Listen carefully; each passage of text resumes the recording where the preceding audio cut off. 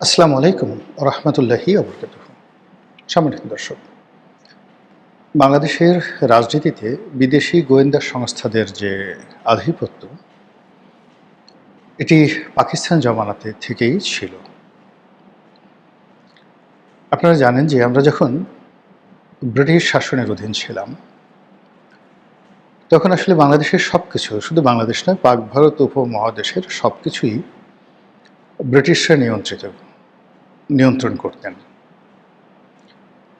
তখন ব্রিটেন বা গ্রেট ব্রিটেনের যে পুলিশ বিভাগ, ভারতের পুলিশ বিভাগ, এরপর ব্রিটিশ সামরিক গোয়েন্দা বিভাগ এবং আরও অন্যান্য যে সকল যাকে বলা হয় বিশ্বের পরাশক্তি, বলতে তখন আসলে দ্বিতীয় বিশ্বযুদ্ধ পূর্ববর্তী সময় ব্রিটিশরাই ছিল।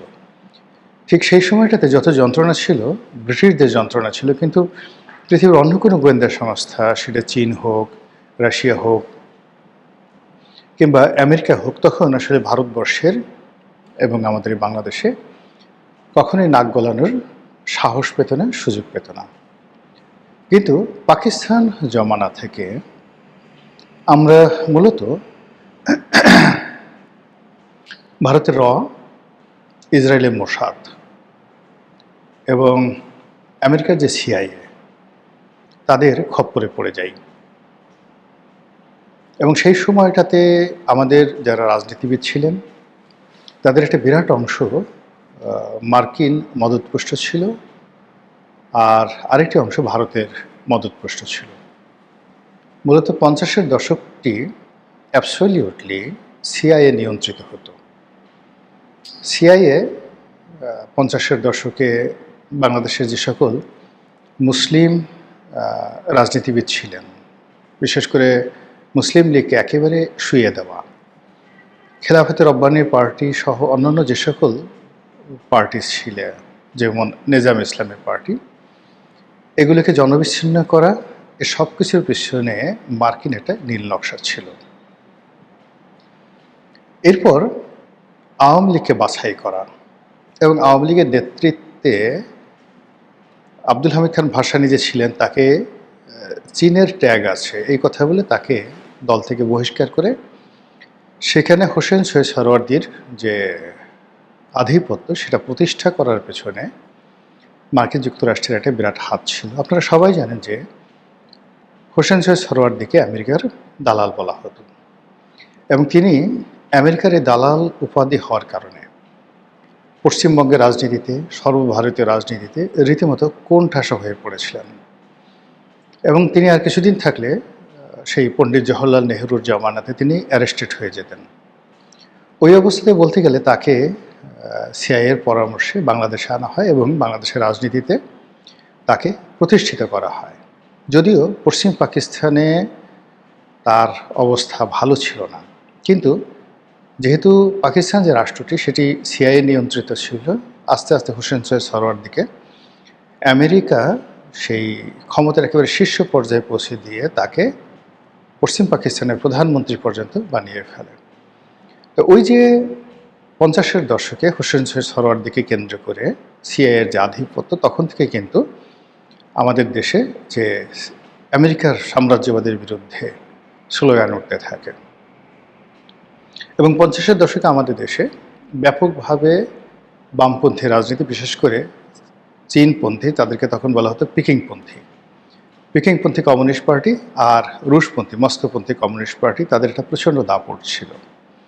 এবং এদের অন্তত পক্ষে 10 থেকে 12টি গ্রুপ ছিল, যারা সশস্ত্র গ্রুপ ছিল, যারা ঠিক পশ্চিমবঙ্গে নকশালদের মতো করে নকশাল আন্দোলন করে বাংলাদেশের রাষ্ট্র ক্ষমতা দখল করবে, অনেকে চে গুয়েভারা হবে, ফিদেল ক্যাস্ট্রো হবে, এরকম স্বপ্ন পুরো 50-এর দশক জুড়ে এই পূর্ববঙ্গকে অস্থির করে রেখেছিল।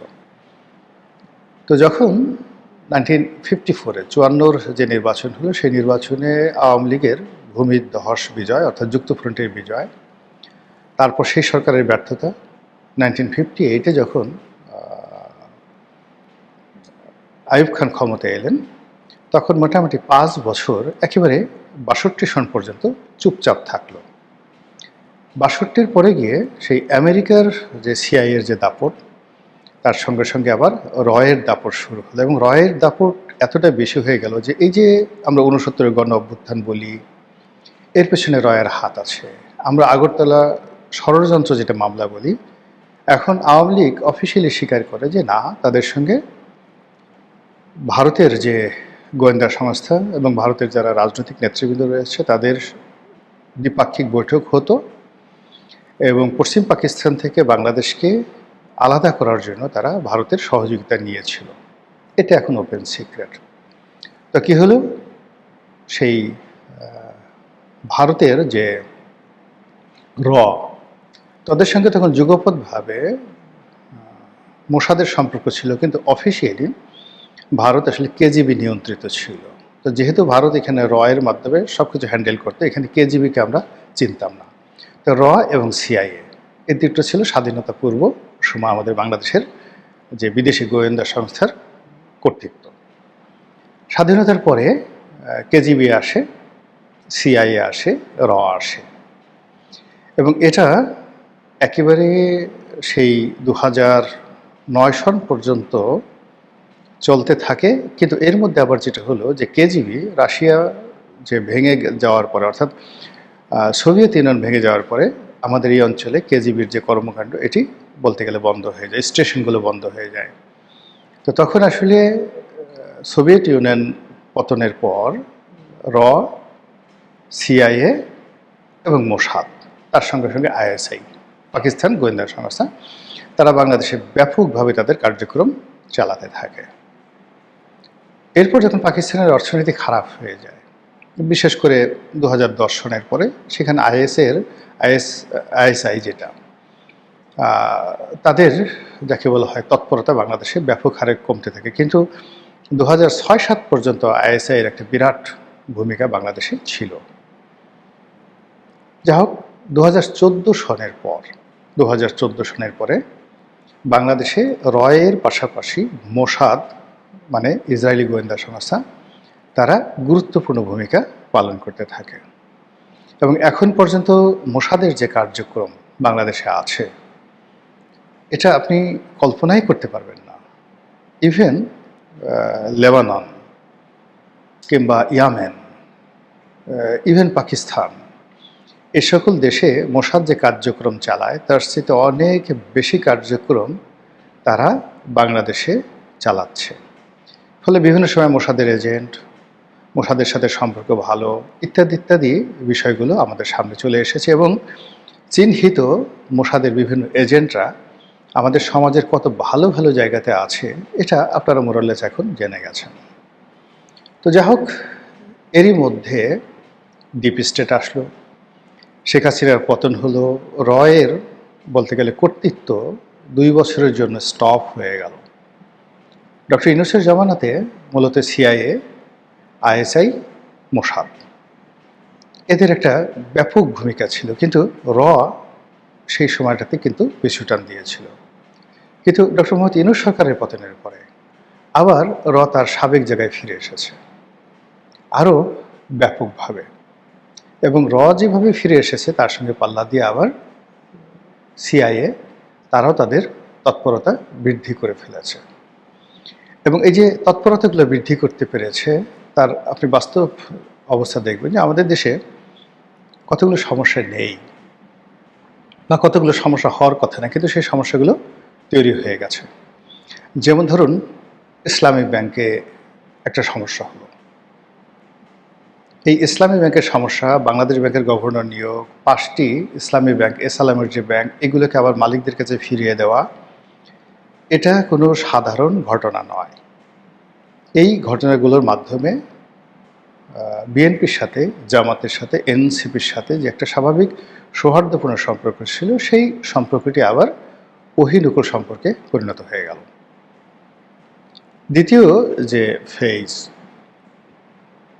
সেটি হলো যে সরকার বারবার বলছে যে তাদের জ্বালানির কোনো সমস্যা নেই, ফরেন রেমিটেন্স ব্যাপক হারে আসছে, আমাদের যে ফরেন রিজার্ভ এটি 29 বিলিয়ন থেকে বেড়ে 35 বিলিয়নে, আমি যখন আজকে ভিডিও করছি 35 বিলিয়নে এটা চলে গেছে। এরপরে বাজারে যেহেতু রেমিটেন্স গত 2 মাসে ব্যাপক রেমিটেন্স এসছে, যেটি অতীতের যে কোনো সময় সে প্রায় দ্বিগুণ, 4.25 বিলিয়ন আসছে কেবলমাত্র মার্চ মাসে, এবং এপ্রিল মাসে সম্ভবত 4 বিলিয়ন ছাড়িয়ে যাবে শুধু ফরেন রেমিটেন্স। তো এই যে ব্যাপক রেমিটেন্স এসছে, এইটা যেন ডলারের মার্কেট এবং স্বর্ণের মার্কেটকে এলোমেলো করে না দেয়, এই জন্য বাংলাদেশ ব্যাংক আবার লোকাল মার্কেট থেকে প্রায় 10 কোটি মার্কিন ডলার তারা উঠিয়ে নিয়ে গেছে। তাহলে বোঝার চেষ্টা করুন যে ইকোনমিতে দৃশ্যত ফরেন কারেন্সির কোনো সমস্যা নেই। সরকার বলছে আমাদের পেট্রোলের সমস্যা নেই, ডিজেলের সমস্যা নেই, সব কিছু স্বাভাবিক আছে, কিন্তু পুরো রাস্তায় অস্বাভাবিক একটা যুদ্ধাবস্থা বিরাজ করছে পেট্রোল পাম্পগুলোতে। আমি যতটুকু সরকারি কাজকর্মের সাথে জড়িত ছিলাম, সেই অভিজ্ঞতা প্লাস দেশকাল সম্পর্কে আমার যতটুকু খবর আছে, তাতে করে বাংলাদেশে এখন যে ফুয়েল ক্রাইসিস যাচ্ছে, এটি কৃত্রিম সৃষ্টি করা হয়েছে। এটি আমাদের অস্থিরতার ফল, এটি সরকারের মিসম্যানেজমেন্ট, কিন্তু দৃশ্যতে কোনো সমস্যা নেই। কিন্তু দেখেন, এই সমস্যাকে কেন্দ্র করে যে আতঙ্ক তৈরি হয়েছে, সেই আতঙ্কে সরকারের কিন্তু 12টা বেজে গেছে এবং সরকারের মধ্যে রীতিমতো কম্পন শুরু হয়ে গেছে, এবং এটা এখানে থেমে থাকবে না। যখনই এরকম কোনো ঘটনা ঘটে যে আপনার কোনো সমস্যা নেই কিন্তু হঠাৎ করে জ্বর এসে গেল, আপনার কোনো সমস্যা নেই কিন্তু আপনার হাত পা কাঁপছে, আপনার কোনো সমস্যা নেই কিন্তু আপনার মন খারাপ, এই রোগগুলো দূর করা যায় না, কখনো দূর করা যায় না, কোনো মেডিসিন দিয়ে দূর করা যায় না। প্রত্যেকটা রোগের একটা কার্যকারণ আছে। এখন যেখানে পেট্রোলের কোনো সমস্যা নেই, ডিজেলের সমস্যা নেই, অথচ সারা বাংলাদেশের এখন যে সমস্যা, তার 99% সমস্যা দেখাচ্ছে পেট্রোলের সমস্যা। এটা আপনি দূর করবেন কীভাবে বলেন? মানুষের এই আতঙ্ক, এই অস্থিরতা দূর করবেন কীভাবে? যখনই আপনি এরকম কোনো সমস্যা দেখবেন, অনলাইনে ছাড়েন, তখনই মনে করবেন যে এর পেছনে বিদেশি গোয়েন্দা সংস্থাদের হাত আছে, কোনো সন্দেহ নাই। ফলে আইএসআই, সিআইএ, র, মোসাদ আবার বাংলাদেশকে নিয়ে খেলছে। এটা আমার প্রেডিকশন। কেন খেলছে? প্রথমত খেলছে যে শেখ হাসিনার জামানাতে আমেরিকার কিছু ডিমান্ড ছিল, সেই ডিমান্ডগুলো পূর্ণ হয়নি। ডক্টর মোহাম্মদ ইউনূসের জমানাতে সেই ডিমান্ডগুলো পূর্ণ করা হয়েছে, কিন্তু সেগুলো বাস্তবায়ন করা হয়নি। এই সরকারকে, ডক্টর মোহাম্মদ ইউনূস সরকারের আমলে যে চুক্তিগুলো হয়েছে সেগুলো বাস্তবায়ন করার জন্য সিআইএ খেলছে। তারই ধারাবাহিকতা IMF-এর লোন তারা বলল দিয়ে দেবে, কিন্তু দিচ্ছে না।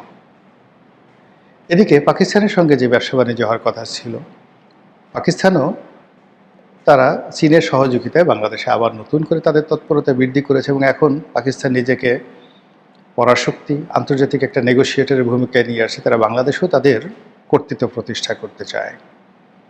তো সেক্ষেত্রে সরকারকে পাকিস্তানের সঙ্গে অনেক বিষয়ে নেগোসিয়েশন করতে হচ্ছে, স্পেশালি মিলিটারি পারপাস। আর অন্যদিকে র, যেহেতু একটা গণতান্ত্রিক সরকার আসছে, তারা 5টি বছর এই সরকারের সাথে সম্পর্কহীনভাবে এই ভূমিটিকে, আইএসআইয়ের ঘাঁটি, এই ভূমিটিকে চীনের ঘাঁটি তারা কোনো অবস্থাতেই করতে দেবে না। এজন্য সরকারের উপর তারা চাপ প্রয়োগ করবে, সরকারের সাথে সম্পর্ক স্থাপন করার চেষ্টা করবে। এমনকি যদি আওয়ামী লীগকে জবাই করতে হয়, শেখ হাসিনাকে হস্তান্তর করতে হয়, তা করবে, অথবা তাদের স্বার্থের জন্য যদি আওয়ামী লীগকে প্রতিষ্ঠা করার জন্য তাদেরকে আরও বেশি ঝুঁকি নিতে হয়, ঠিক সেম ঝুঁকিটা তারা কিন্তু সেখানে নেবে। ফলে আন্দাজ করার চেষ্টা করুন যে আমরা কী অবস্থার মধ্যে আছি। আপনাকে মনে হচ্ছে না আগের সে জটিল অবস্থার মধ্যে পড়েছি? মহান আল্লাহ আমাদের সবাইকে হেদায়েত দান করুন এবং হেফাজত করুন। আসসালামু আলাইকুম রহমতুল্লাহি ওয়া বারাকাতুহু।